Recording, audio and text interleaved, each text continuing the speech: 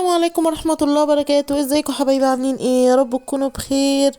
معاكم ان شاء الله في فيديو جديد من منوعات مع لميا. ولو اول مرة تشرفيني ما تنسيش تعملي لي لايك وتشتركي في القناة، تنزلي على كلمة اشتراك اللي باللون الاحمر وتفعلي جرس على الكل عشان يبقى لونه غامق، عشان يوصلك كل اشعار باي حاجة جديدة ننزلها. احب اشكر كل متابعيني من جميع انحاء الوطن العربي، شكرا ليكم وشكرا لدعمكم ووجودكم في حياتنا. واحب اشكر كل الناس اللي بتحضر معايا العرض كعرض اول. شكرا احلى اخوات، وربنا يكبر خاطركم جميعا. هنبدأ مع بعض موضوع الفيديو النهاردة وموضوع الحلقة النهاردة. بنقول لو ابنك او بنتك شربت كلور او بوتاس او فينيك او اي مادة من المواد اللي هي الكاوية اللي بتستخدميها في التنظيف، هتعملي ايه؟ طبعا دي لازم تعملي لها اسعافات اولية. وطبعا مش اي اسعافات، يعني في حاجات معينة لازم تعمليها وتكوني حريصة وانتي بتعمليها، لان انتي ممكن تعملي حاجة غلط فتضيعي بنتك او ابنك. تمام. هنبدأ مع بعض يا حبايبي، نقول بسم الله على بركة الله. اول حاجة يا حبايب قلبي،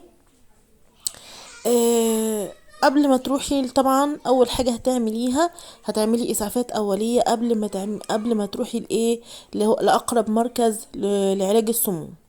تمام، ركزي معايا في الكلمتين دول عشان دي حياه بني ادم.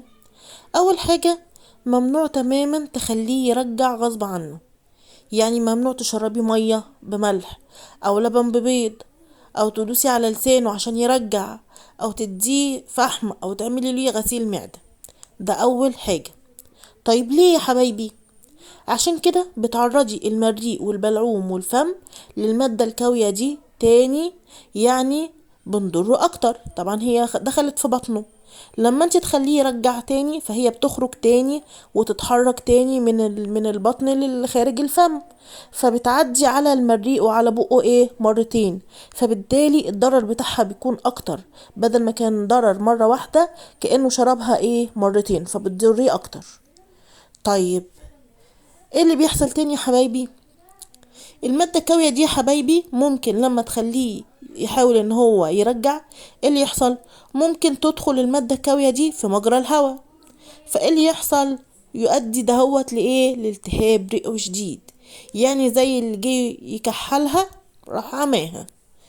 تمام. يبقى ده ليه ان احنا ما نخليش او ما نحاولش نخلي الطفل يرجع.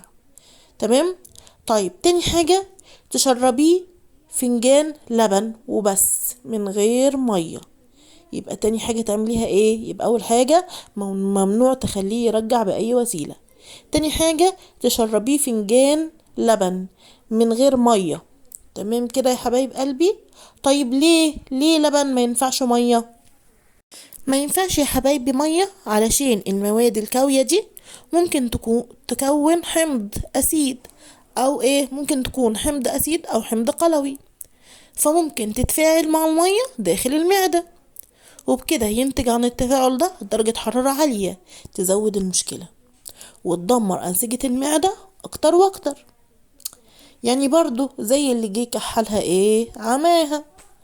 طيب هما شوية اللبن الصغيرين دول هما اللي هيعملوا هيعملوا الحل؟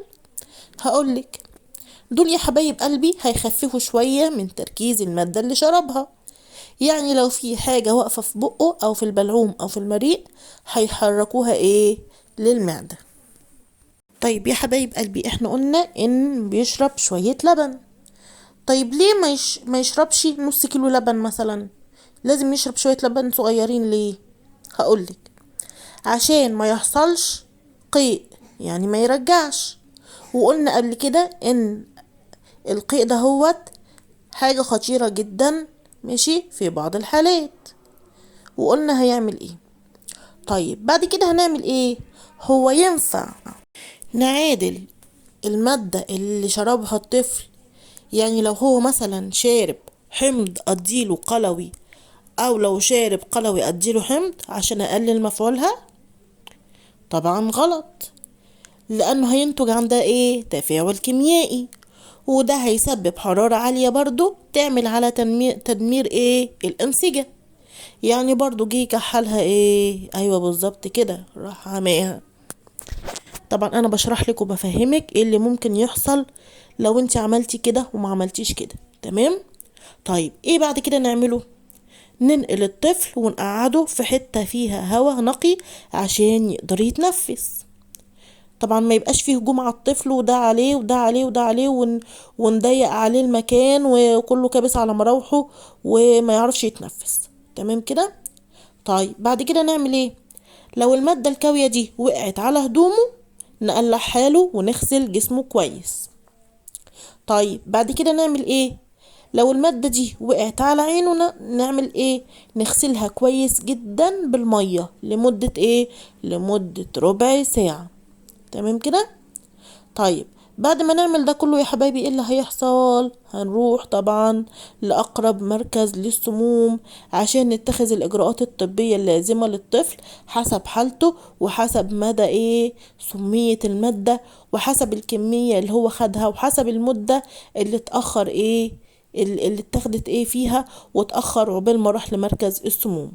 وطبعا لازم ناخد معانا زجاجة المادة اللي هو شرب ايه منها علشان يعرفوا ايه هي المادة بالظبط وايه ويحددوا ازاي يعالجوا المادة دي بسرعة. عرفنا يا حبايبي ايه هي الاسعافات الاولية اللي احنا نعملها لو لا قدر الله ابنك او بنتك او اخوك او اختك او امك او انتي او اي حد شرب مادة كاوية او كلور او مادة من مواد التنظيف. طبعا كلنا يا حبايب قلبي بنحط ازازة الكلور في الحمام.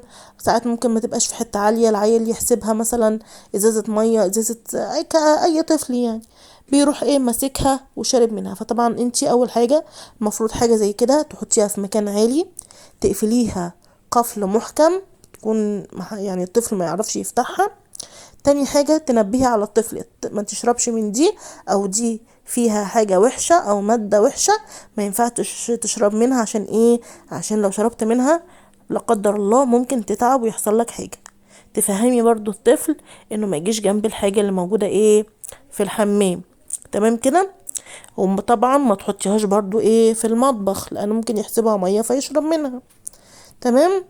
يبقى كده ملخص سريع هنقول هنعمل ايه. يبقى اول حاجة يا جماعة الطفل ما تخلوهوش يحاول ان هو يتقيأ او يرجع عشان المادة ما ترجعش تاني في زوره وزوره يتعبه اكتر. تاني حاجة تشربيه كوباية لبن صغيرة ما تكونش فيها مية وما تكونش لبن كتير برضو علشان ما يرجعش يرجع تاني. تالت حاجة ان انتي بتقعديه في مكان فيه هوا عشان يعرف يتنفس كويس. رابع حاجة لو وقع على هدومه او على جسمه حاجة من المادة دي طبعا بتغيري له وبتغسلي له مكان ايه ما وقع على جسمه. خامس حاجة لو وقع حاجة على عينه تغسلي له عينه لمدة ربع ساعة بمية فترة نظيفة. تمام. خامس حاجة بعد كده يا حبايبي بتروحي بقى ايه لمركز السموم في اقرب وقت وفي اقرب سرعة وتاخدي معاكي الزجاجة اللي هو شرب منها عشان يعرفوا ايه هي المادة اللي هو شرب منها ويعرفوا ايه يعالجوها. ربنا يا رب يحفظكم ويحفظنا ويحفظ ولادنا ويحفظ ولادكم وما يسيبش حد اي مكروه يا رب ويدينا ويديكوا الصحة وطولة العمر. ولو وصلتي معايا لهنا ما تنسيش تدعميني باللايك. احب اشكركم جدا على متابعتكم وحسن استماعكم. شكرا للجميع. اشوفكم في فيديو جديد واتمنى يكون الفيديو فعلا فيه فايدة ليكم وللجميع وياريت تشيروه عشان اي حد يستفيد منه. استودعكم الله. السلام عليكم واشوفكم في فيديو جديد في حفظ الله جميعا. السلام عليكم ورحمة الله. كنتم مع منوعات مع لميا.